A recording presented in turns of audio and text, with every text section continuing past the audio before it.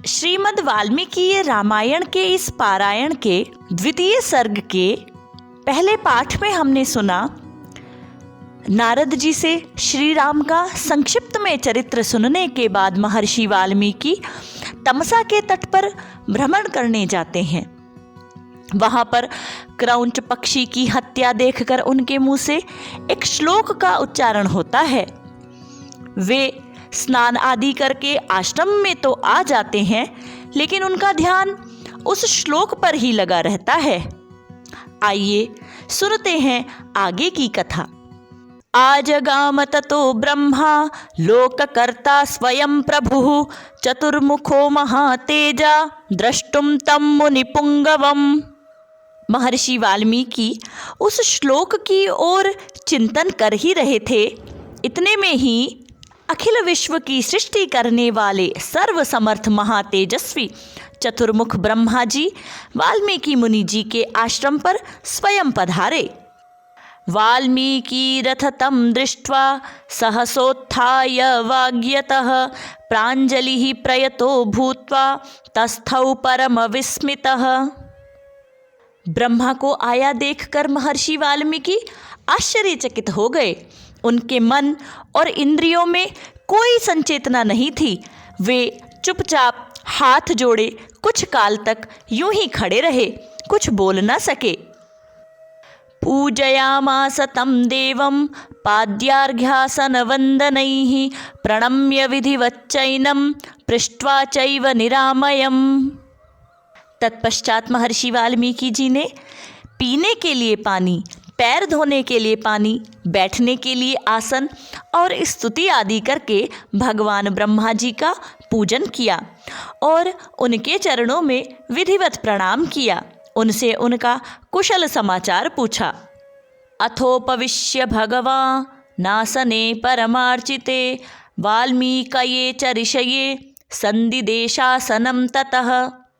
भगवान ब्रह्मा ने एक परम उत्तम आसन पर विराजमान होकर वाल्मीकि मुनि को भी आसन ग्रहण करने की अनुमति प्रदान की। ब्रह्मणा समनुज्ञातः सोऽप्युपाविशदासने उपविष्टे तदा तस्मिन् साक्षाल्लोकपितामहे तद्गतेनैव मनसा वाल्मीकिर्ध्यानमास्थितः पापात्मना कृतं कष्टं वैरग्रहणबुद्धिना यत्तादृशं चारुरवं क्रौंचम हन्यादकारणात्। ब्रह्मा जी की आज्ञा पाकर वाल्मीकि आसन पर तो बैठ गए, लेकिन साक्षात लोक पितामह ब्रह्मा के सामने बैठे हुए भी उनका मन क्रौंच पक्षी की हत्या वाली घटना की ओर ही लगा हुआ था। वे उसी के विषय में सोचने में लगे हुए थे। वे सोच रहे थे, कैसा पापात्मा व्याध था जिसने बिना किसी अपराध के ही वैसे मनोहर कलरव करने वाले क्रौंच पक्षी के प्राण ले लिए। वे इसी चिंता में डूबे हुए थे। शोचन्नेव पुनः क्रौंची मुपश्लोकमिमं जगौ पुनरंतर्गतमना भूत्वा शोकपरायणः। यही सोचते सोचते उनके मन में क्रौंची का आर्तनाद गूंज रहा था और यही विचार करते करते उस श्लोक को उन्होंने ब्रह्मा जी के सामने दोहराया। उसे दोहराते ही फिर उनके मन में अपने दिए हुए शाप के अनौचित्य का ध्यान आया। वे शोक में और चिंता में डूब गए।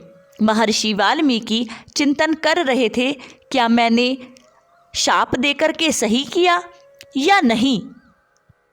तमुवाच ततो ब्रह्मा प्रहसन् मुनिपुंगवं श्लोक एवास्त्वयं बद्धो नात्र कार्या विचारणा मच्छन्दादेव ते ब्रह्मन् प्रवृत्तेयं सरस्वती। ब्रह्मा जी तो अंतर्यामी हैं। वे उनकी मनः स्थिति को समझकर हंसने लगे और महर्षि वाल्मीकि से कहने लगे, तुम्हारे मुख से निकला हुआ यह छंदोबद्ध वाक्य श्लोक रूप ही होगा। इस विषय में तुम्हें अन्यथा विचार करना नहीं चाहिए। मेरे संकल्प अथवा प्रेरणा से ही तुम्हारे मुख से ऐसी बात निकली है।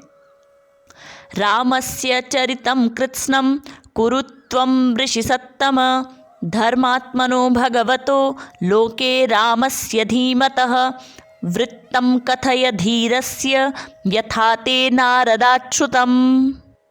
यहाँ पर ब्रह्मा जी महर्षि वाल्मीकि जी को कहते हैं, मुनि श्रेष्ठ, तुम्हें श्री रामचंद्र जी के संपूर्ण चरित्र का वर्णन करना चाहिए। वे परम बुद्धिमान हैं, इस संसार में सबसे बड़े धर्मात्मा और वीर पुरुष हैं। तुमने नारद जी के मुख से जैसा जैसा वर्णन सुना है उसी के अनुसार उनके चरित्र का चित्रण करो।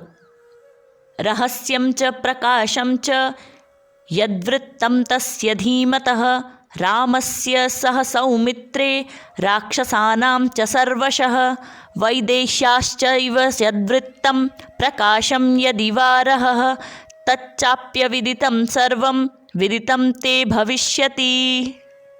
ब्रह्मा जी कहते हैं, बुद्धिमान श्री रामचंद्र जी का जो गुप्त या प्रकट वृत्तांत है तथा लक्ष्मण, सीता और राक्षसों के जो संपूर्ण गुप्त या प्रकट चरित्र हैं वे सब अज्ञात होने पर भी तुम्हें ज्ञात हो जाएंगे।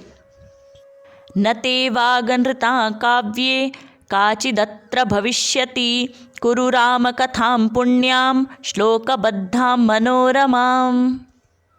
यहाँ पर ब्रह्मा जी ने बड़े स्पष्ट शब्दों में कहा है, इस काव्य में अंकित तुम्हारी कोई भी बात झूठी नहीं होगी, इसीलिए तुम श्री रामचंद्र जी की परम पवित्र एवं मनोरम कथा को श्लोकबद्ध करके लिखो।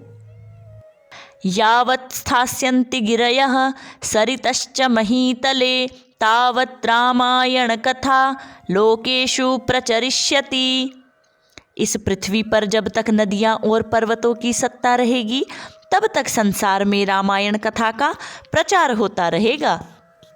यावद् रामस्य च कथा त्वत्कृता प्रचरिष्यति तावदूर्ध्वमधश्च त्वं मल्लोकेषु निवत्स्यसि।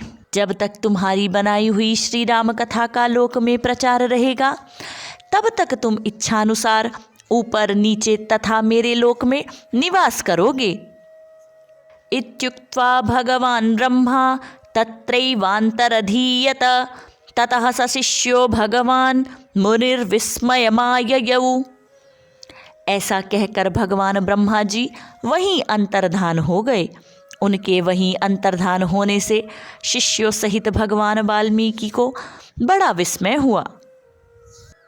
तस्य शिष्यास्ततः सर्वे जगुः श्लोकमिमं पुनः मुहुर्मुहुः प्रीयमाणाः प्राहुश्च भृशविस्मिताः। उसके बाद उनके सभी शिष्य अत्यंत प्रसन्न होकर बार बार इस श्लोक का गान करने लगे तथा परम विस्मित हो परस्पर इस प्रकार कहने लगे।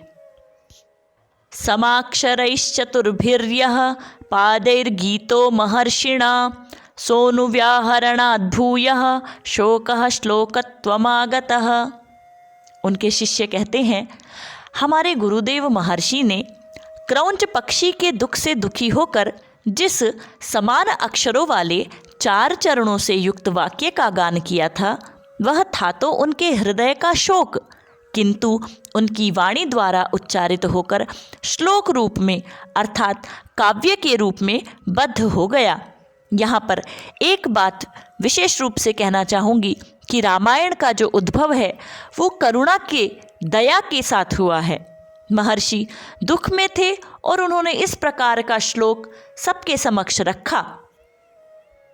तस्य बुद्धिरियं जाता महर्षेर्भावितात्मनः कृत्स्नं रामायणं काव्य मीदृशैः करवाण्यहम्।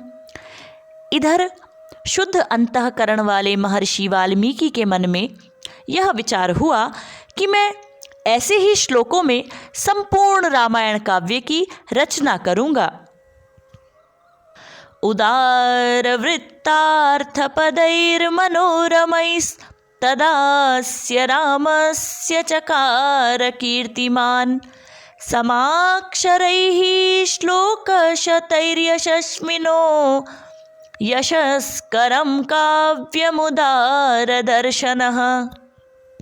और इस प्रकार महान दृष्टि वाले यशस्वी महर्षि जी ने रामचंद्र जी के चरित्र को हजारों श्लोकों में बद्ध किया और इस महाकाव्य की रचना की, जो कि रामचंद्र जी के यश को बढ़ाने वाला है। इसमें श्री राम के उदार चरित्रों का प्रतिपादन करने वाले मनोहर पदों का प्रयोग किया गया है। तदुपगत समास संधि योगम सम मधुरोपनतार्थ वाक्यबद्धम रघुवर चरितम मुनि प्रणीतम दश शिरसष्टवधम निशामयध्वम। महर्षि वाल्मीकि के बनाए हुए इस काव्य में तत्पुरुष आदि समासों, दीर्घ गुण आदि संधियों और प्रकृति प्रत्यय के संबंध का यथा योग्य निर्वाह हुआ है। इसकी रचना में समता अर्थात पतत प्रकर्ष आदि दोनों का अभाव है। पदों में माधुर्य है और अर्थ में प्रसाद गुण की अधिकता है। भावुक जनों, इस प्रकार शास्त्रीय पद्धति के अनुकूल बने हुए इस रघुवर चरित्र और रावण वध के प्रसंग को ध्यान देकर सुनो। इस बालकांड के द्वितीय सर्ग के अंतिम पद्य में मैं एक बात कहना चाहती हूँ। इस पद्य में बताया गया है कि इस काव्य में अनेकों समासों का प्रयोग है, संधियों का प्रयोग है, प्रकृति प्रत्ययों का प्रयोग किया गया है। इस विषय को वैयाकरण अच्छे से समझ पाएंगे, लेकिन मैं यहाँ पर विशेष रूप से एक बात कहना चाहती हूँ। वह यह है, जो मूल रामायण लिखी गई थी उसमें बहुत कम श्लोक हैं, लेकिन वर्तमान में हम देखते हैं जो आज हमारे सामने रामायण का स्वरूप है उसमें लगभग 24,000 के आसपास श्लोक प्राप्त होते हैं। तो कुछ श्लोक ऐसे भी हैं जो मिश्रित श्लोक हैं, जो कहीं ना कहीं से पांडुलिपियों की जब प्रतियां की जा रही होंगी तब उनके जो लेखक रहे होंगे उनके माध्यमों से या कहीं ना कहीं से प्रक्षिप्त करके इस ग्रंथ में आ गए हैं। तो जब हम इस ग्रंथ को सुन रहे हैं, इसका पारायण सुन रहे हैं, तो हमें अपने बुद्धि विवेक से भी चिंतन करना चाहिए। इत्यार्षे श्रीमद् रामायणे वाल्मीकीये आदिकाव्ये बालकांडे द्वितीयः सर्गः। इस प्रकार श्री वाल्मीकि निर्मित आर्ष रामायण आदि काव्य के बालकांड में दूसरा सर्ग पूर्ण हुआ।